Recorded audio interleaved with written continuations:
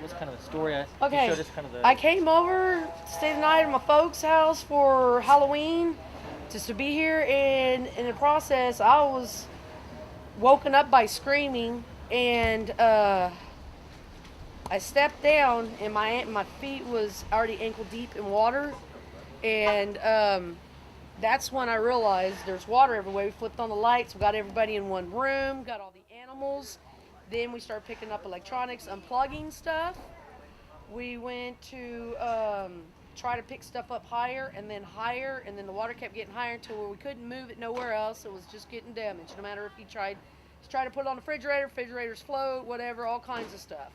Um, Opened the windows. We could tell that the water was higher outside than it was inside the windows. It was coming in through the back sliding door, just pouring in. It was coming in through my parents' windows. They have low windows that go this low in their room, and basically we had to sit there. We sat on the couch till it started getting wet, and then we moved to the table, and the water eventually went down. When it started going down is when we had to come out and figure out where the vehicles were. And while we were waiting inside, there's nothing we could do. It was coming in so much. It was coming in through the ground. It was bubbling. Like if you're in a sauna, wherever you have pipes laying in your house, there's air in there. And it was wherever the pipes were, it was bubbling through the ground. So it was coming in through two of our windows. It was coming in through the back sliding door, and it was coming up through the ground. By the time that it raised up uh, the level that it was outside is when it started receding, and then shortly after the sun started coming up. Like, was it same, Everybody same? was on top of their roofs. My dad's had 4 strokes. He is off on balance, and my mom has COPD, and she's a little heavier, and she could not get up there.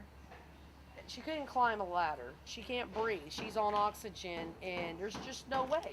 We had a storage shed in the backyard that floated away. That had all of our ladders and any kind of equipment we had. But even if we wanted to, our ladders floated away.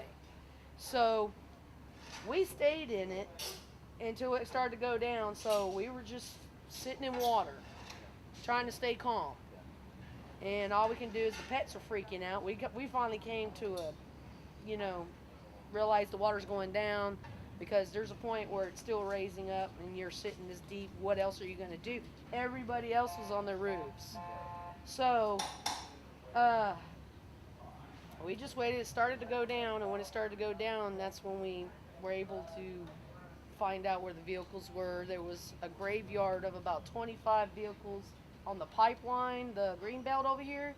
And if you went down in the creek, there was about 50 cars in the creek bed. Just cars Yeah. floated away. Yeah, my truck that was sitting out here ended up 3 houses down from the end of the block. Kind of Okay. inside your home, it's.